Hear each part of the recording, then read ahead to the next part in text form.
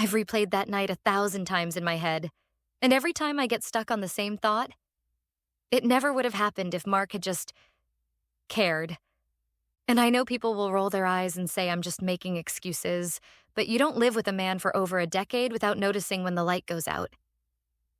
When we met in college, Mark was charming, funny, and so attentive it was almost overwhelming. He remembered my coffee order from the first time we got coffee together. He'd write me little notes before exams telling me I'd crush it. He noticed when I got a haircut or changed my nail color. He saw me. Then life happened. Graduation, jobs, the small apartment, the big fight over whether to buy a house or keep renting, finally buying one. Marriage, promotions, stress. Somewhere along the line, Mark went from my boyfriend to my husband to my roommate. We stopped going out together unless it was for someone else's event. He started working late, falling asleep on the couch with the TV still on.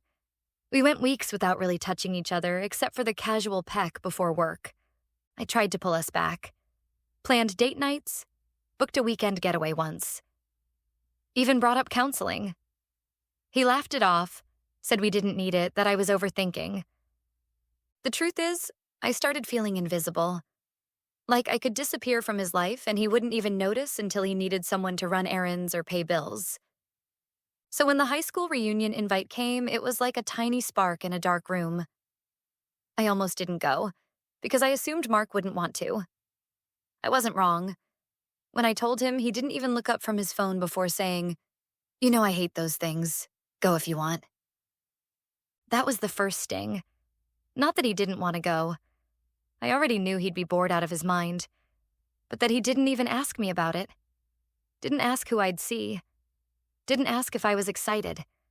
It was like telling him I was going to the grocery store. In the weeks leading up to it, I started paying attention to myself again. I bought a new dress. Deep green, the kind that makes my skin look warmer. I got my hair done, treated myself to a manicure, even bought a perfume I hadn't worn in years. Not for anyone specific, but for me. Or at least, that's what I told myself. The night of the reunion, I walked into the event hall and immediately felt like I'd stepped through a time portal. There were the same maroon and gold banners from pep rallies, a table covered in yearbooks, and a slideshow of grainy photos from our teenage years looping on a projector. People swarmed me right away. Classmates I hadn't spoken to in years telling me I looked amazing, asking about my life. And for the first time in ages, I felt seen. That's when I spotted Jason. Jason was my high school boyfriend, my first love, my first heartbreak. We dated junior and senior year, broke up when he moved for college. I hadn't seen him since. But there he was, standing by the bar in a perfectly fitted suit, looking like the adult version of every good memory I had of him. When he saw me, his smile lit up his whole face. He crossed the room, hugged me, and just like that, it felt like no time had passed. We talked for hours, drifting between nostalgia and catching up. He remembered little things. The way I hated pickles, the song we slow danced to at prom, things I didn't even realize I'd forgotten. And the way he looked at me, it had been years since anyone had looked at me like that. At one point, the music inside got too loud, so we slipped out to the patio. The cool night air felt good against my flushed cheeks. We leaned on the railing, talking about old times, and I brought up that night under the bleachers. Jason laughed, then his expression softened. "You haven't changed," he said. "You have," I replied, but I meant it as a compliment. Then he kissed me. It wasn't planned. It wasn't long. But it was like a jolt to a part of me that had been asleep for years. For the first time in a long time, I felt alive. When we walked back in, my stomach dropped. Mark was there. I don't know how long he'd been standing there or how much he'd seen, but the look on his face told me enough. The ride home was suffocatingly silent. When we pulled into the driveway, he just sat there, gripping the steering wheel. Finally, he turned to me and asked, "How long?" I told him it was nothing. A stupid, heat-of-the-moment kiss. He didn't believe me. "You don't kiss someone like that unless you've been thinking about it," he said. The next morning, he packed a bag. No screaming, no dramatic scene, just a cold, quiet decision. He said he couldn't live with someone who'd humiliate him like that. Within 2 weeks, he'd filed for separation. That's when the real aftermath began. Friends stopped answering my calls. Mutual friends picked his side, and I became the cheater.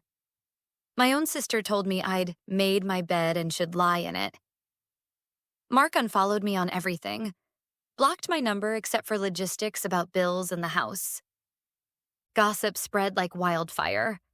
Someone at the reunion must have told everyone, because soon I was getting vague texts from people I hadn't talked to in years, and more than one heard you had an interesting night message. Financially, it was brutal. Mark took the dog, most of the furniture, and left me with a mortgage I couldn't afford on my own. I had to sell the house within 3 months, move into a smaller apartment, and figure out how to start over. Jason?